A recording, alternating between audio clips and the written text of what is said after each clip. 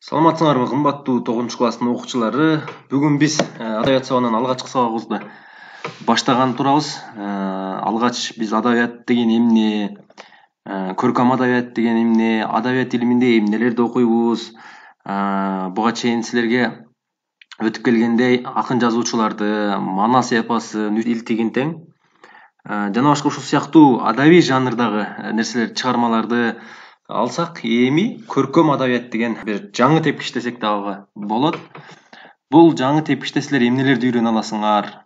Бунун көркөм адабияттын формасы эмне, мазмуну эмне? Бул сөз өнөрүнүн мааниси кандай? Бул сөз чеберчилиги кыргыз элинде кандай роль ойнойт? Адабияты, маданияты кантип сакталып келген? Ошончо кылымдардын ичинен адабият бизге эмне бере алат? Ушул жана башка ушул сыяктуу суроолорго биз бүгүнкү сабакта жооп издегенге аракет кылабыз. Азын оолак кеп кылып, ушул боюнча силерге маалымат берем балдар. Эми негизи адабият дегенге бир кыскача мындай силерге түшүндүрмө бере кетейин. Бул адабият деген бул адам жаралып, сүйлөп, ойлоно баштагандан кийинки анын дүйнөсүн, сөз өнөрүн адабият аралай баштайт дейт. Мисалы, наристе кезибизден баштап эле бешик ырларын угабыз дейт мына. Бул деген балдар кыргыз элинин буга чейин келе жаткан каада салты, үрп адаты, маданияты, жанагы согушкандан баштап жанагындай жакшылык жамандык деп коебуз го кыргызда. Ушундай нерселердин баардыгы бул көчмөндөр турмушу, баардыгы биздин бул адабиятка кирет. Эми албетте адабият бул искусствонун бир түрү. Жана ушул адабияттарыбызда искусствонун бир түрү катары кандай кыргыз элинде орду бар? Жана биз буну кантип колдонобуз деген маселелер боюнча сөз кылабыз балдар. Кечеги мурунку сабакта билесиңер, манас эпосын өткөнбүз биз силер менен. 8-А класска өткөнбүз, быйыл 9А болдуңар. Ал эми берки класстарга сабак берген үчүн балким маалымат жоктур, бирок биз былтыркы сабакта манас эпосын 3 илтигин тең ар бир каарманга мүнөздөмө берип, ар бир каармандын өзүнүн жеке өзгөчөлүктөрүнө чейин маани берип, ошолорду карап чыкканбыз. Эми ошол өзгөчөлүктөрдөн эле бир аз татаалдаштырып, кыргыз элинин өзгөчөлүктөрүн, маданиятын, каада салтын баардыгын биз бүгүн топтоп ошолор боюнча кеп кылабыз. Эми балдар, маданият дегенде алгач силерге суроо бергим келип атат да. Силер маданият дегенде эмнени түшүнө аласыңар? Адабият менен маданиятты экөөнү кантип айырмалай аласыңар деген суроо бергим келип турат. Буну албетте силер өзүңөргө белгилеп аласыңар. Сабактын аягында бул суроого кайрылабыз. Эми маданият дегенде кыргыз элинин ошол жашоо турмушу, эмнелер менен оокат кылышкан, кандай жашоолору өткөн, жана башка ушул сыяктуу нерселердин баардыгына биз токтоло кетебиз. Эми мисалы элементарный эле мындай бир сөз менен айтканда балдар, кыргыз элинин кийингенинен баштап тамак ашына чейин кеп калабыз дедикпи? Ошол учурда биздин мисалы азыркы коомубузга чейин, же болбосо азыркы жашообузга чейин биздин кыргыз эли кантип жашап келишкен мисалы? Илгери билесиңер жазуу жок болгон. Мисалы азыр бир тамак аш жасоонун же бир кол өнөрчүлүктүн ыкмасын үйрөнүү үчүн дептерге жазып, же болбосо бирөөгө берүү деген жок болгон. Ал жакта улуттук каада салттар, ошолор аркылуу гана бири-биринен бирине өтүп, укумдан тукумга өтүп, ал убактагы элдер жанагындай куйма кулак деп коюшат, кум кулак деп коюшат. Алар куйма кулак болушуп, бир эле учурда манас эпосын айта турган болсо, ошо манасты угуп алышып алар. Ошону кемитпей, бирок кошкон учурлары кездешет, бирок кемитпей ошону андан ары көбөртүп, жабыртып, көз алдына чагылдырып манас айтып берген улуу эл болушкан. Азыр дагы ошол улуулугу сакталып келүүдө балдар. Эми жөнөкөй эле мисалы биздин буюмдарыбыздан баштасак, ошол учурда дагы боз үйдү 2 канатка бөлүп, оң канат, сол канат деп бөлүп, оң жагына кире берген жагына өзүнүн аялдардын кухнясына тиешелүү нерселер жалаң, ал эми сол жагына болсо кире бергенден баштап эркектерге тиешелүү нерселер. Эркектер болсо ошол ат жабдыктарынан баштап аңчылыкта алып келген терилери, мылтыктары, жана башкалардын баардыгы илинип эркектерге тиешелүү болсо, ал эми оң тарап болсо булар аял кишилерге тиешелүү. Өзүнө чий тартып алып, ошонун ичинен тамак ашын коюп, идиш аягын коюп, кийим кечесин коюп неме кылса, ал эми төрүнө болсо балдар, ал жака жанагындай көргөзмөлөрү, төшөк жууркандарын жыйышып, төргө аксакалдар, кемпирлер, чоң ата бабаларыбыз отуруп ушундай бир маданиятты салтты сактап келген. Эки четине болсо, бул жакта оң тарап жактарына эркектер, сол жактарына аял кишилер отуруп ушинтип өздөрүнүн маданиятын сактап келишкен. Албетте анан жанагы акыркы убактарда көп кеп кылып калышат. Европа жактан ушул тараптагылардын көпчүлүгү сурай беришет экен да, кыргыздардын боз үйүнүн ичинде кандай жанагындай отунду жагышат, отту жагышат, кантип тамак бышырышат деген суроолорго көптөрү жооп бере албай калат. Эми силер да өзүңөргө суроо берип көргүлө, кантип ушу боз үйдүн ичинде от жага алышкан, себеби ал убакта най жок болгон дегендей, азыркыдай печкелер жок болгон, алар таштан гана тизип очок жасашкан да. Анан ошого биздин кыргыздын маданияттын эмгек сиңирген артисттери дейбизби, же болбосо маданияттын ишкерлери дейбизби, же маданиятта иштеген ушул мамлекеттик кызматта иштегендерби, академиктер, ушулар жооп берип келишет. Бул технология, ааламда жок болгон технология кыргыздарда болгон деп, себеби очокту боз үйдүн ортосуна койгондо, түндүктү бир аз ачканда ошол очоктун ышы, түтүнү эч жакка тарап кетпестен, боз үйдүн ичин жанагындай ыштап салбастан түп-түз гана түндүк аркылуу сыртка чыгып кеткенин уккандан кийин европалыктардын баардыгы таң калып, кыргыздардын маданиятына кызыгып калганча болот. Эми боз үйдү дагы бир жакшы жери, илгери кыргыздар көчүп конуп жүргөн эмеспи?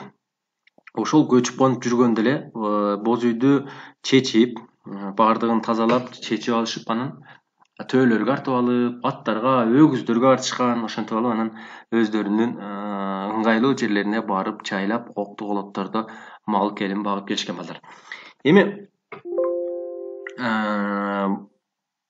Эми балдар, бул кыргыз элинин маданиятында дагы эмнелер бар десек, мисалы ошол жерде кыргыздар илгери согушкер адам болушкан, аябай баатыр эл болушкан баардыгы.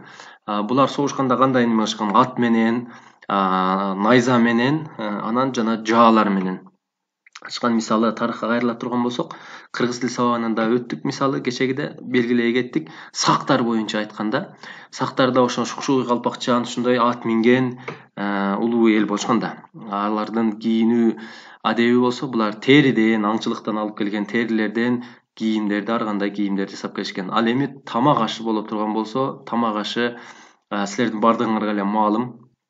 Көпчүлүгү бизде кыргыздарда эт жешкен. Алмөрүк как деген илгери жок кесе болгон, дээрлик жок эле болгон. Ал эмес, кечеге жакында эле балыкты деле кечеге жакында эле 90 жылдардын арак берагында эле жеп башташкан экен. Илгери 1916 жылы билесиңер, улуу көңтөш деп коет, үркүн деп атап жүрөбүз. Ошо үркүндө адамдар болсо көл аркылуу, ысык көл аркылуу качышканда, ысык көлдүн балыгы ушунчалык көп болгон экен.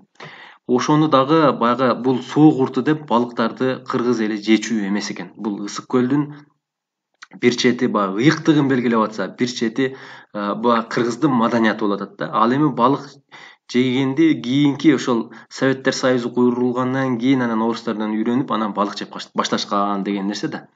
Ал эми тамак ашты бизде илгери борсок, куймак, жыпка деген бар мисалы, анан эт, чучук жана башка деген тамактарыбыз болгон. Андан кийинки кол өнөрчүлүк, бул айымдарга тиешелүү болсок, ошо шырдактын түрлөрү. Бул жерде көрүп тургандай, ошол учурдагы шырдактын түрлөрү карагыла. Кандай болгон? Эми азыркы шырдак кандай болгонун дагы көргөзүп берем. Бул азыркы шырдак, баягы коомдон цивилизация алмашып, мурунку адамдардан кийинки адамдар үйрөнүп, ошол жактардан бир жакшы жактарга өзгөртүп, ар кандай ыкмаларды колдонушуп, азыркы мурункуга салыштырмалуу, азыркы биздин туш кийиздерибиз дагы ушундай формаларда болуп, өзүнүн баягы жасалыш ыкмаларын жоготпой, бирок формасынан гана өзгөчөлөнүп турган кол өнөрчүлүктөр болгон. Ал эми баягы эркек кишилерге бара турган болсок, кол өнөрчүлүгүнө ошол эле жаа жасоо өзүнчө бир чоң өнөр. Азыр кыргыз элинде могу салбурунчуларда бир аз ушундай жаа жасаган байкелерибиз, агаларыбыз бар. Алар дагы өздөрүнүн кол өнөрчүлүгүн тартуулап, элге ошол маданиятты тартуулагысы келип аябай аракет кылып жүрүшөт. Бирок дээрлик жаа аткандар азыр бизде жок эсе десек болот. Анан эми ошол эле элестеткиле, баягы Манас эпосунда да бар эмеспи? манастын формасын жана кийимин жасаганга эле канчалаган эмгектер кеткен. Мисалы баягы Бакайды неме кылганда, күрөшкө чыкканда деле ошонун немеси, шымы, жанагындай шымы элестеткиле.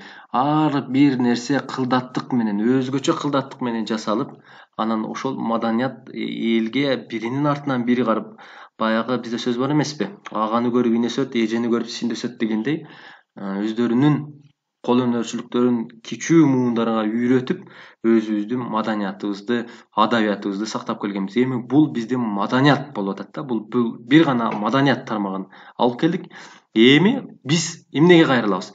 Биздин эгерде адабиятка кайрыла турган болсок, ошол эле дал эле силерде манас эпосунан баштай турган болсом, манас эпосун даңктап, мисалы ошол жерде манастын 40 чоросунун бири Рамандын ырчуулу ошо манас эпосун алгачкылардан болуп айтса, элге манастын улуулугун даңктап, ошол жерде баатырлыгын мактап, даңктап, манас ушундай кыргыздардан манас чыккан, манас, манас деп ураан чакырышып, анан ошонун негизинде анан биздин кыргыз элинде олчойгон эмгеги бар, Ополтоодо эмгек жасаган Саякбай Каралаев, Сагынбай Орозбаков дегендей улуу манасчыларыбыз чыгып келген.